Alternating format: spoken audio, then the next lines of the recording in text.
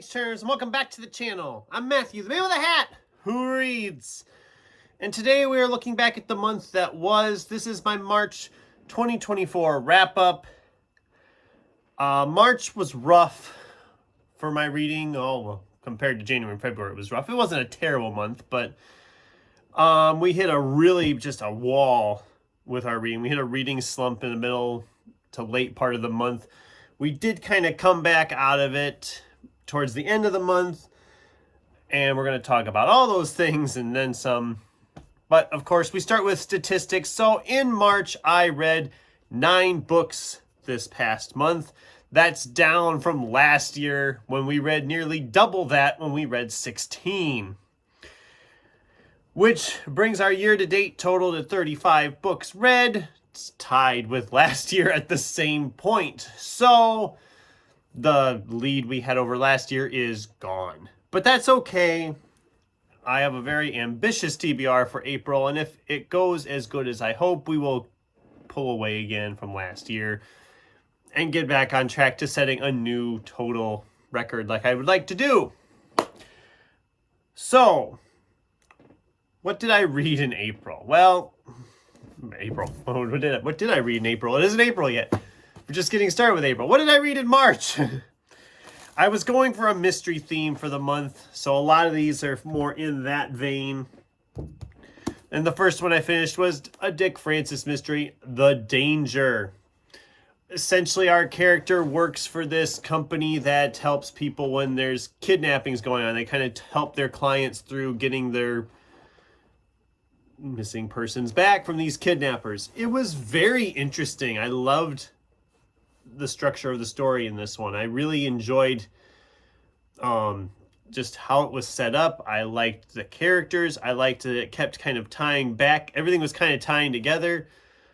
I didn't quite have it figured out when it got done. If I'd had like another 20 pages, I think I would have figured out who was doing it. But whatever. I thought it was really good. It's right up there with some of my favorites by Dick Francis. This was a high 3, low 4 star for me. I did give it 3 stars, but it was like right on the line for me. Then it was a book we started in February and didn't get finished for Fantasy February. We finally finished it in March.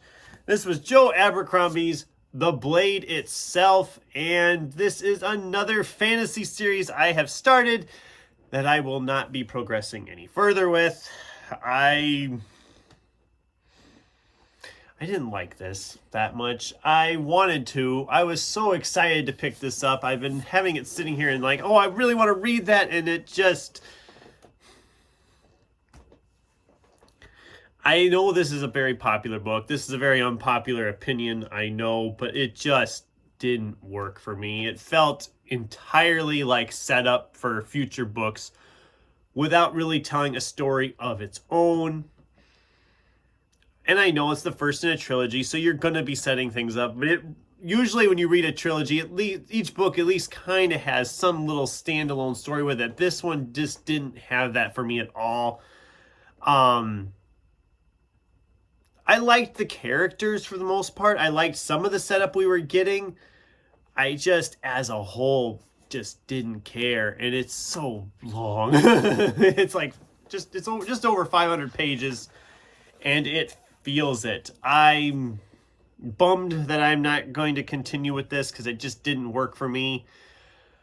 But that's okay. I have so many other fantasy series I want to read or that I've started and should finish. So... whatever. And it's one of those cases where I'm glad I only picked up one book and not the whole trilogy right away. I mean, they're not cheap books. I mean, they're like $18 a pop. So then we went back to our mystery theme with Fred Van Lent's 10 Dead Comedians. Like I said before, I love this cover. I really enjoyed this. I actually did a review video for this, so I'm not going to go too much detail here, but it was a 4-star for me. I liked this better than his follow-up one, The Con Artist, which I actually read first. But I don't know. Con Artist is one I've been debating whether I want to keep or not. This one I would want to keep because I had a lot of fun with this one. This is very much, if you're an Agatha Christie person, You'll probably like this book a lot because it's very clearly inspired by And Then There Were None. So, which is a great one too. I remember reading that one. That's a great one too. But if you're a fan of that, you would probably really enjoy this. I will give that warning I gave in the review. There's a dog that doesn't really meet a good end. I mean, it's not overly descriptive, but it, yeah. Then there was the library book I finished. And this is where the slump started to begin, was because of this book. Because this book was The Running Grave by Robert Galbraith. It's the 7th in that series, the Cormoran Strike series, which Robert Galbraith, aka J.K. Rowling, has been writing. The books have been progressively getting longer. This one's not as long as the last one, which I didn't really like the last one that much. This one was a lot better, but it still meanders along so badly, and it's just like, we could have cut some of this and tightened it up a little bit. It doesn't need to be 950 pages. I mean, it's a mystery. Just there's some of the side plots don't really work. It was dragging along at points. I thought it was fine. Like I said, I liked it better than the last one. I still gave it 4 stars, but just that sheer size of it, and it felt like we were getting nowhere for a good chunk of it, it really started to weigh and slow me down on my reading a little bit. But it was a 4-star read. And then this one kind of finished me off into the slump. This was Fyodor Dostoevsky's Crime and Punishment. I finally got around to reading this, and I did like it for the most part. I did give it 4 stars as well. But this is a hard one to read. I know there's a lot of people who've read this one, and it's good. I'm not saying it's not good. I'm just saying it's a lot. There's a lot. I mean, the style isn't great. I'm not a fan that apparently in Russian culture everybody has 2 names. That was annoying until I kind of got into the pattern of it. And I'm like, okay, I get it. This is who we're talking about. A couple of times when they first started, I'm like, wait, I thought there was only 2 people talking. How come there's 4 names floating around? Because we changed the name from like with the drop of a hat. It's like, oh yeah, we're going this name, now this name, this name, this. That was annoying to me. I did enjoy this. It did kind of pull me down into the slump. Between this one and Running Grave, I was struggling this month. And I thought, well, I'll start another book while I was working on those 2, because another book will maybe help me pull out. So I picked up Jeff Noon's A Man of Shadows, read about 100 pages, and then promptly gave up. So yeah, I've given up on 3 books this year, 1 per month. It makes me a little nervous for my April TBR, because does that mean if this trend continues, what book am I going to just say enough is enough and just drop it? Hopefully that doesn't happen. But right now I've kind of changed my attitude, as you know, on giving up on a book if it's not working for me. I have too many books to read, and if it's not clicking with me after 50 to 100 pages, it needs to go. And so that one doesn't count. I didn't count that, of course, in my totals for the month or the year, just like the other ones I've given up so far this year. If I keep going, though, I'll have enough. I can do like a Hall of Shame video at the end of the year and say, these are the books that I couldn't finish, or something, you know. A ranking of the books that I left unfinished this year. There we go. So that was about the time I just kind of disappeared from BookTube for a while too, because I was just like, there was just so much with the reading, and I finally started to pull out with Juno Black's Shady Hollow. I absolutely adored this. This was exactly what I wanted it to be. I mean, what Legends and Lattes is to fantasy, Shady Hollow is to murder mystery. It's just a cozy, warm book. I mean, they're animals, like living in like a human society, and then there's a murder, and who did it? And it's not very long. It's like the first, I think there's like 4 or 5 in this series. I don't know. I'm going to be going and picking up the next couple because I really enjoyed this. This was a 5-star for me. Everything just worked. I loved it so much. if you're a Legends and Lattes fan and you want a murder mystery cozy like that, I recommend Shady Hollow. Give it a shot. I think you will be happily surprised like I was. And thank you to Kristen Craves Books, who mentioned that book in a video months ago and what possessed me to pick it up. So, there you go. Then there was Ray Bradbury's Let's All Kill Constance. This started to pull me back into the slump again a little bit, because this just like the last one of the mysteries I read by him, the Death is a Lonely Business, I believe it was called. Was that what it was called? Yeah, Death is a Lonely Business. I struggled with it. The writing style is top notch, but the story just feels all over the place. It was a 3-star read. I didn't hate it, but it's not one I ever see myself revisiting again.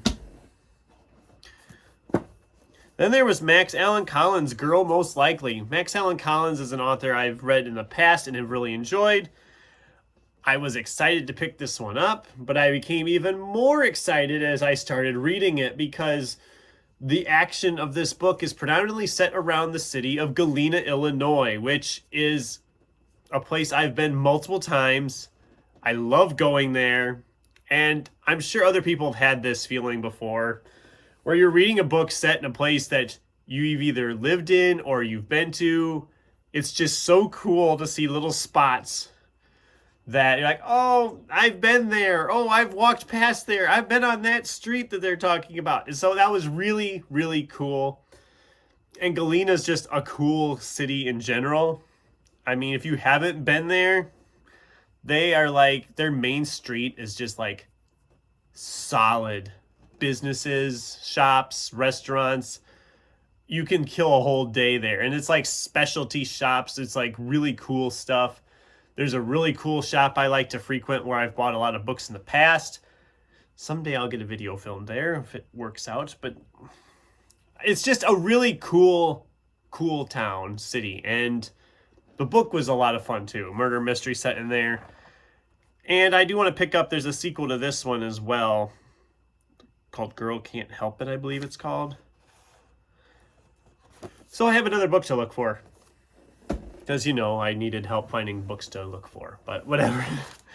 Then the last one I got to, I finished this like the last day of the month, was another Dick Francis. This one was Long Shot. Again, this one was more like he's a writer. He gets hired to write this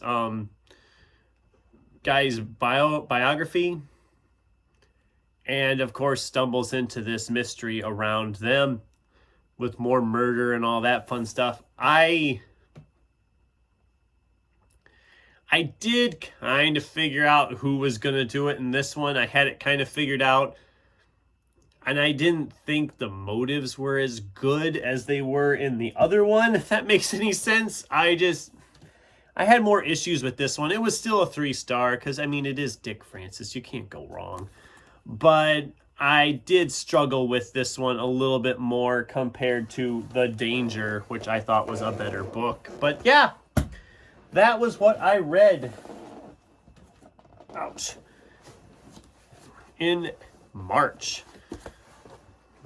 You can see the money shot outside of Running Grave because that was a library book. But it was a decent enough month. I wanted to get more read, but I will take what I got done because that's the best I could do. But yeah. Oh, and for my book of the month, isn't it obvious? It was Shady Hollow by Juno Black. That was my book of the month. And yeah, that's the video today. I just was going to wrap up March. Get it all behind us completely now, and hopefully the slump is behind us as well. We can just power on through the rest of the year and get a ton more books read and just continue reading all the books that I want to read. So, what did you guys think? Have you heard of any of these? Did you enjoy any of these in the past? Did any of these sound good to you? And what was your best book of the month of March? I'd love to hear from you in the comments down below. Thanks for watching, and until next time, keep turning pages.